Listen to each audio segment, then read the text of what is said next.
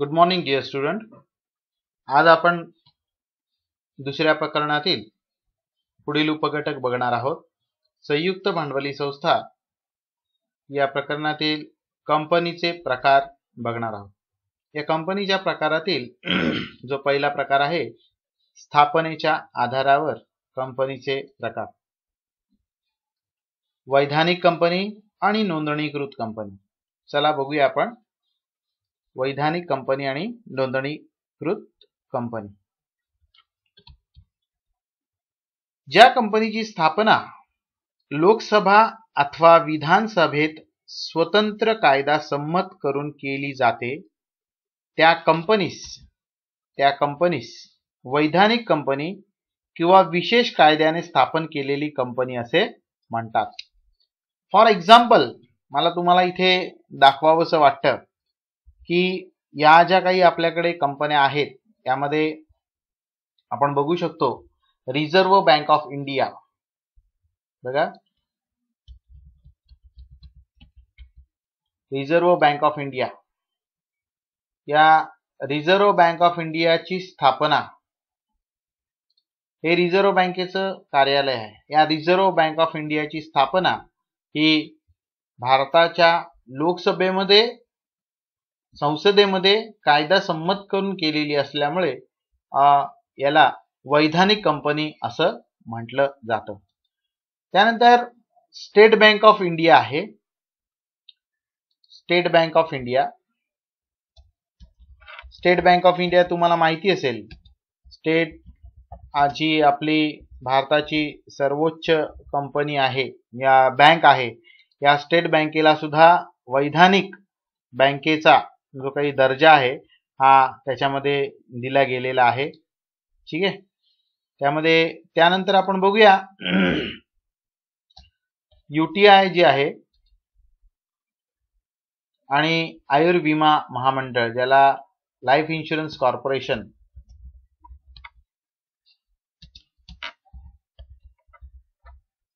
Corporation of India, भारतीय आयुर्विमा महामंडळ LIC. या ज्या कंपन्या आहेत या कंपन्यांना वैधानिक कंपनी असं म्हटलं गेलेलं आहे. बघूया आपण स्टेप बाय स्टेप. ज्या कंपनीची स्थापना लोकसभा अथवा विधानसभेमध्ये, आता लोकसभा हे केंद्र सरकारमध्ये किंवा संपूर्ण देशाची लोकसभा असते आणि राज्याची कशी असते, विधानसभा असते. जर एखाद्या कंपनीची स्थापना लोकसभेमध्ये स्वतंत्र कायदा संमत करून जर का केलेली असेल तर अशा कंपनीला वैधानिक कंपनी किंवा विशेष कायद्याने स्थापन केलेली कंपनी असं म्हणतात. यामध्ये आपण इथे 4 एक्झाम्पल बघितलेले आहेत. Reserve bank of India, state bank of India आणि युनिट ट्रस्ट ऑफ इंडिया आणि आयुर्विमा महामंडळ, जसं त्याला आपण life insurance corporation of India असं म्हणतो. बघूया पुढे आपण दुसरा प्रकार जो आहे नोंदणीकृत कंपनी. ज्या कंपनीची नोंदणी ही कंपनी कायदा 2013 किंवा अगोदरच्या कायद्यानुसार झालेली आहे अशी कंपनी. आता अगोदरच्या कायद्यानुसार असं का म्हटलेलं आहे, कारण की भारतीय कंपनी कायदा सुरुवातीला 1956 होता. किती होता? 1956. मग समजा जर का काही कंपन्यांची स्थापना भारतीय कंपनी कायदा 1956 नुसार झालेली असेल तरी सुद्धा आता जो 2000 कायदा आहे, कंपनी कायदा 2013 जो आहे हा रिवाइज्ड आहे. हा पूर्णपणे नव्याने त्याला रिस्ट्रक्चर केलेला आहे आणि म्हणून असं म्हटलेलं आहे की ज्या कंपनीची नोंदणी ही कंपनी कायदा 2013 किंवा अगोदरच्या कायद्यानुसार झालेली आहे अशी कंपनी होय. त्यानंतर आपण पुढचा प्रकार बघणार आहोत. कंपनीचा प्रकार, मालकीच्या आधारावर कंपनीचा प्रकार. बघूया आपण.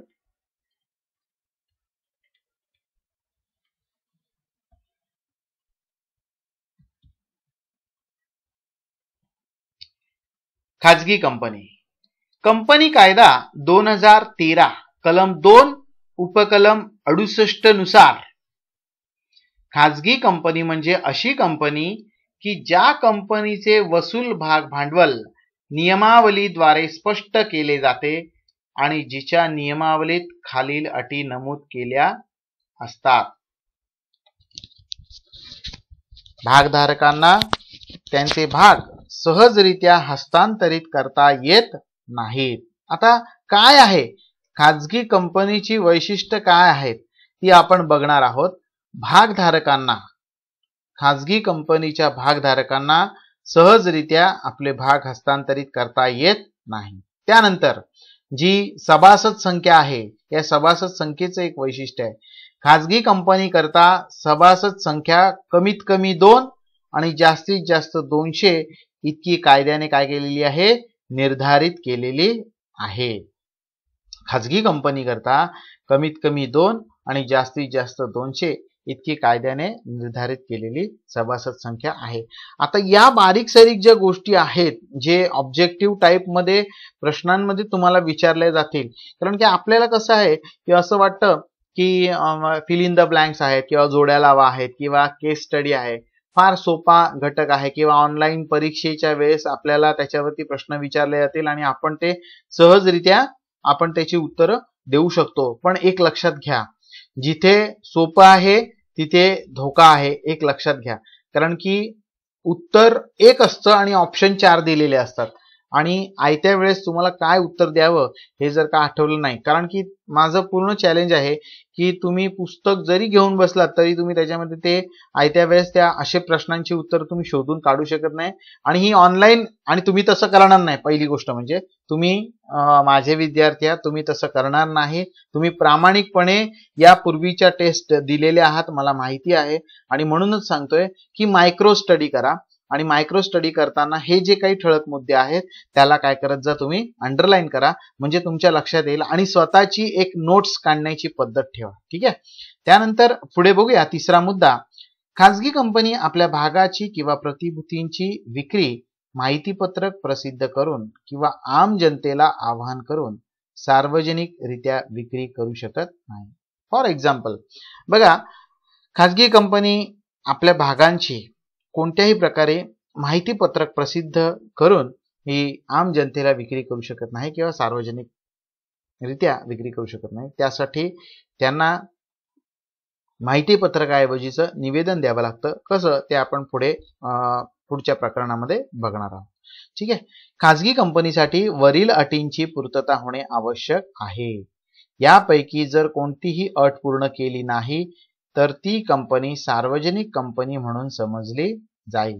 बघा, असं आहे की खाजगी कंपनीने वरील अटी आपल्याला ज्या दिलेल्या आहेत ह्या 1, 2 आणि 3 पैकी जर का ह्या पूर्ण केल्या नसतील तर कंपनीला सार्वजनिक कंपनी असं समजलं जाईल.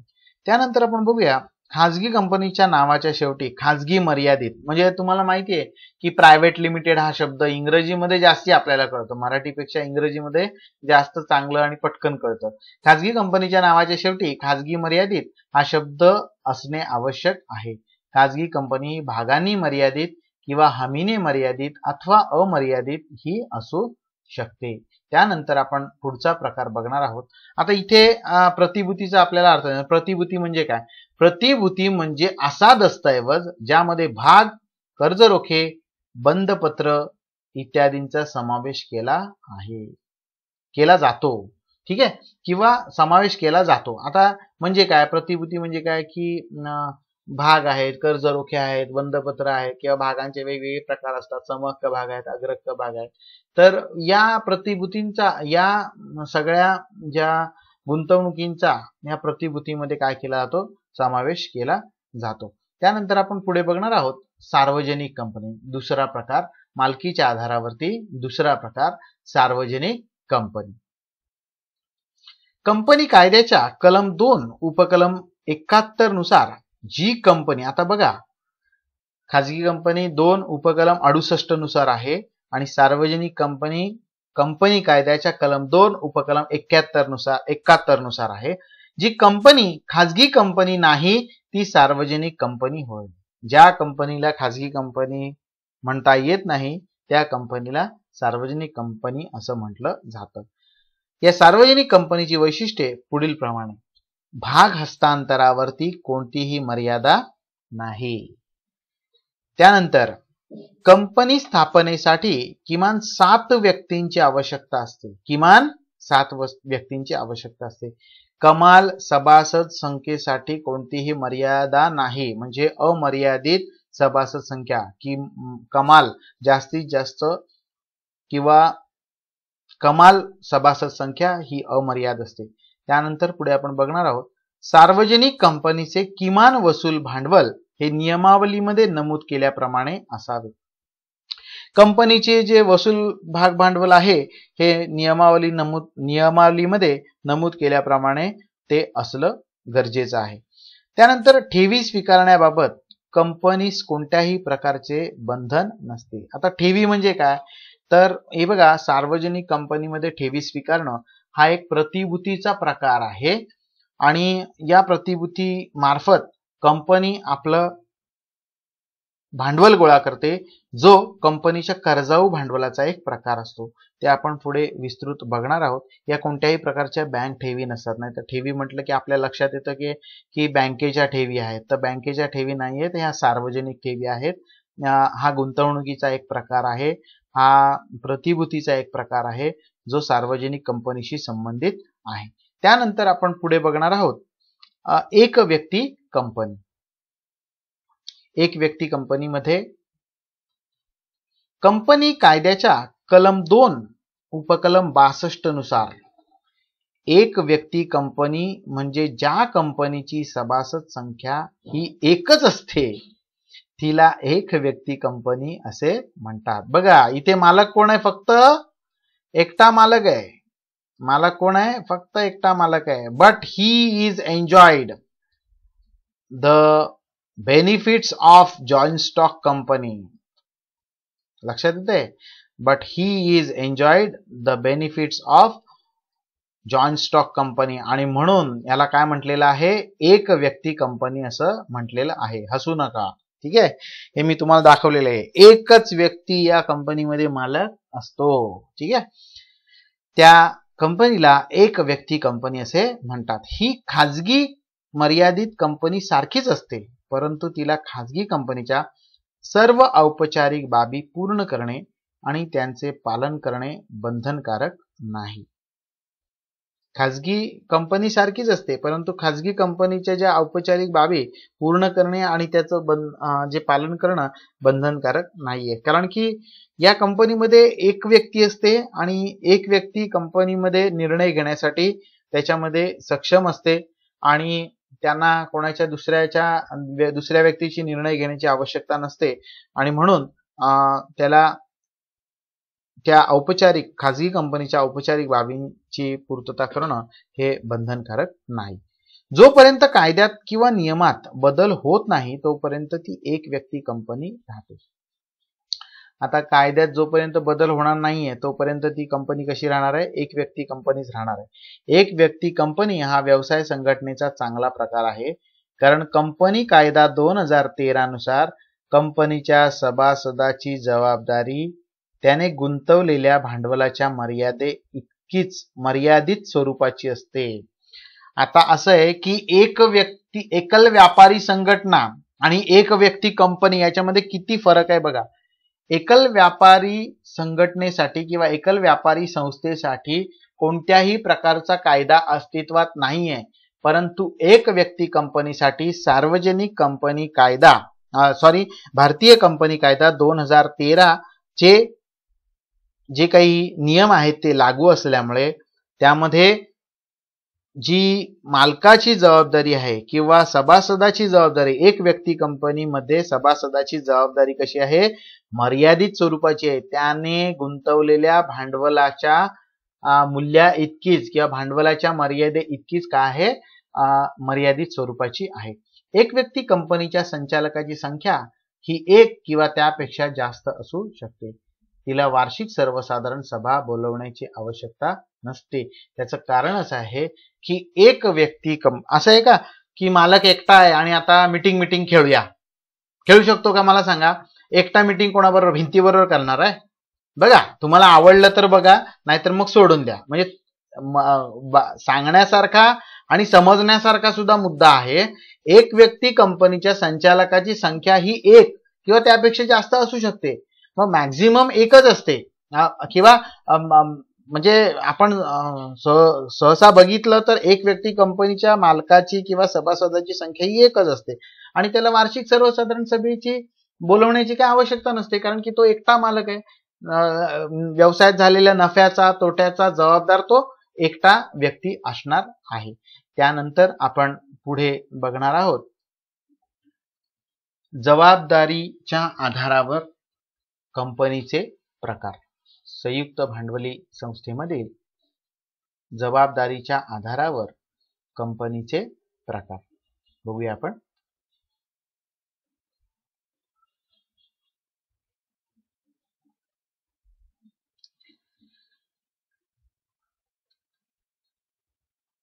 भागांनी मर्यादित कंपनी हा कंपनीचा सर्वसामान्य प्रकार आहे. कलम 2 उपकलम 22 यानुसार कंपनीच्या सभासदाची जबाबदारी त्याने खरेदी केलेल्या भागांच्या दर्शनी किमती इतकी मर्यादित असते. अशा कंपनीला भागांनी मर्यादित कंपनी असे म्हणतात. बघा, कंपनीचे अस्तित्व असेपर्यंत जर भागधारकांनी रक्कम पूर्ण भरलेली नसेल तर ती देण्याची जबाबदारी भागधारकांवरती असते. आता असं आहे की इथे मला तुम्हाला सांगावंसं वाटतं की भागांचं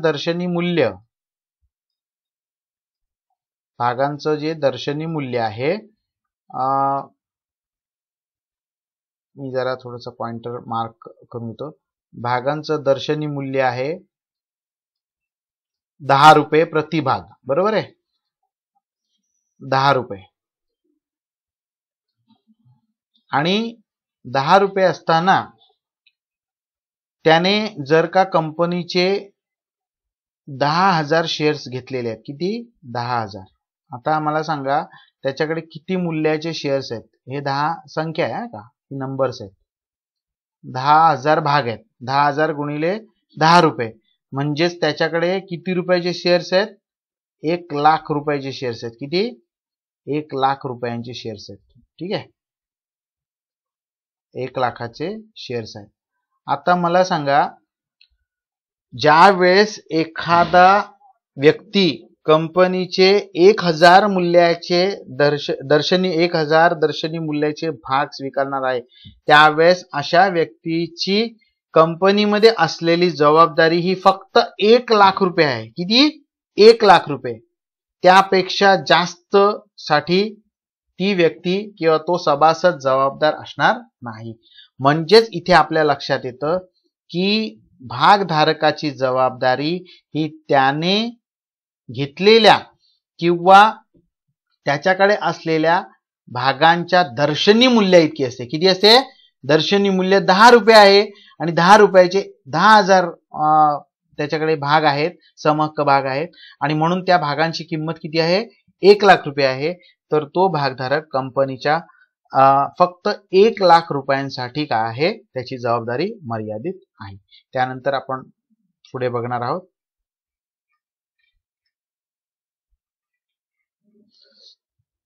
अलीकडील काळात मर्यादित दायित्व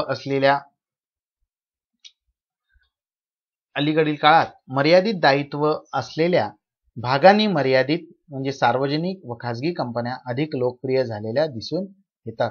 त्याचं कारण असं आहे की कंपनीला, आपण अकाउंटन्सी मध्ये सुद्धा बघितलेलं आहे, कंपनीला, संयुक्त भांडवली संस्थेला स्वतंत्र अस्तित्व आहे, स्वतंत्र कायदेशीर अस्तित्व आहे. ज्या वेळेस कंपनी व्यवहार करते त्यावेळेस कंपनी स्वतःच्या नावावरती करते. कंपनी काय करते? स्वतःच्या नावावरती व्यवहार करते आणि स्वतःच्या नावावरती व्यवहार करत असताना संचालक मंडळ निर्णय घेत असतं. त्यावेळेस भागधारक त्या ट्रान्झॅक्शनला किंवा त्या व्यवहारांना वैयक्तिकरित्या जबाबदार नसतात. हे आपण यापूर्वी सुद्धा संयुक्त भांडवली संस्थेच्या वैशिष्ट्यांमध्ये बघितलं आणि म्हणून संयुक्त भांडवली संस्थेमधल्या सार्वजनिक किंवा खाजगी कंपनी या भागांनी मर्यादित असल्यामुळे या जास्त लोकप्रिय झालेल्या आपल्याला दिसून येतात. त्यानंतर आपण बघणार आहोत हमीने मर्यादित कंपनी. कंपनी कायद्याच्या कलम 2 उपकलम 21 नुसार कंपनीच्या घटनापत्रकात विसर्जन समयी बाह्य देणी देण्यासाठी कंपनीची मालमत्ता अपुरी पडल्यास कंपनीचा प्रत्येक सभासद किती रकमेपर्यंत भरपाईची हमी देईल किंवा करेल याबद्दल स्पष्ट उल्लेख केला जातो. त्या कंपनीला हमीने मर्यादित कंपनी असं म्हणतात. आता तसं बघायला गेलं तर हमीने मर्यादित कंपनी थोडासा धोकादायक प्रकार आहे. त्याचं कारण सांगतो मी तुम्हाला की हमीने मर्यादित कंपनी म्हणजे या कंपन्या ज्यावेळेस स्थापन झालेल्या असतात त्यावेळेस त्यांनी घेतलेलं जे कर्ज आहे त्या कर्जाला त्यांची वैयक्तिक किंवा खाजगी मालमत्ता ही किती रकमेपर्यंत जबाबदार असणार आहे याबद्दल त्याचा स्पष्ट उल्लेख यामध्ये केलेला असतो. बाह्य देणी देण्यासाठी कंपनी विसर्जन प्रसंगी म्हणजे कंपनी बंद होताना, विसर्जन म्हणजे काय, बंद होताना, ठीक आहे. कंपनी बंद होताना जर का लायबिलिटी जर का देणं आलं तर त्या देण्यासाठी कंपनीची मालमत्ता विकून जर का काही रक्कम बाकी असेल तर ती किती रकमेपर्यंत सभासद देऊ शकतो. एखादा सभासद 10 लाखापर्यंत देऊ शकतो, एखादा 20 लाखापर्यंत देऊ शकतो, एखादा 25 लाखापर्यंत देऊ शकतो. मग या बद्दलचा स्पष्ट उल्लेख किती हमी घेतोय तो, ठीक आहे. कंपनी बंद होताना किंवा कंपनीच्या विसर्जन प्रसंगी तो किती रकमेची हमी घेतोय आणि अशा प्रकारच्या कंपनीला हमीने मर्यादित कंपनी असं म्हणतात. अशा प्रकारच्या कंपन्या प्रामुख्याने कला, क्रीडा, सांस्कृतिक, धर्मादाय इत्यादीच्या विकासासाठी स्थापन केल्या जातात व व्यवसाय करून नफा मिळवणे हे तिचे ध्येय नसते. बघूया आपण पुढे. मर्यादित कंपनी याला हमीने मर्यादित बघितली. तिसरा प्रकार आपण बघतो आहोत हा अमर्यादित कंपनी. कलम 2 उपकलम 92 नुसार ज्या कंपनीच्या सभासदाची जबाबदारी किंवा देयता अमर्यादित असते तिला अमर्यादित जबाबदारी असलेली कंपनी असे म्हणतात. आता अमर्यादित जबाबदारी म्हणजे लक्षात घ्या की व्यावसायिक देणी देण्यासाठी भागधारक पूर्णपणे जबाबदार असतात. या कंपन्या खाजगी, सार्वजनिक अथवा एक व्यक्ती कंपनी सुद्धा असू शकतात. आता अमर्यादित कंपनी जर का त्यांनी अशा कंपन्या दुर्मिळ स्वरूपात स्थापन झालेल्या आढळून येतात. त्याचं कारण सांगतो मी तुम्हाला. कारण की बघा असं आहे की तुम्ही कंपनी स्थापन केली आणि समजा ती लॉस मध्ये गेली तर लॉस मध्ये गेल्यानंतर कंपनीची जी काही कंपनीने कर्ज घेतलेली आहेत ती कर्ज फेडण्यासाठी तुम्ही स्वतःची खाजगी मालमत्ता पणाला लावू शकता का? जर लावू शकत असाल तर अशा प्रकारच्या कंपनीला अमर्यादित कंपनी असं म्हटलं जातं. कलम 2 उपकलम 92 नुसार अशा कंपनीची स्थापना केली जाते. परंतु बघा कंपनीमध्ये कोणीही स्वतःची जबाबदारी जास्तीत जास्त आपल्या भागांच्या दर्शनी मूल्या इतकीच स्वीकारणार आहे. इथे कोणत्याही प्रकारची रिस्क घेणार नाहीये, धोका पत्करणार नाहीये, हे तुम्ही लक्षात घ्या. आणि म्हणून अमर्यादित कंपनीमध्ये भागधारक हा पूर्णपणे जबाबदार असतो आणि जर कंपनी विसर्जन प्रसंगी कंपनीची काही जर का देयता आली असेल तर अशा वेळेस अमर्यादित जबाबदारी असलेला सभासद हा त्या कंपनीच्या व्यवहारासाठी जबाबदार धरण्यात येतो आणि त्याच्याकडून ती कंपनीची देणी काय करण्यात येतात, वसूल करण्यात येतात. पुढच्या प्रकरणात किंवा पुढच्या व्हिडिओमध्ये किंवा उपघटकात आपण बघणार आहोत नियंत्रणाच्या आधारावरती कंपनीचे प्रकार आणि कंपनीचे इतर प्रकार. थँक्यू.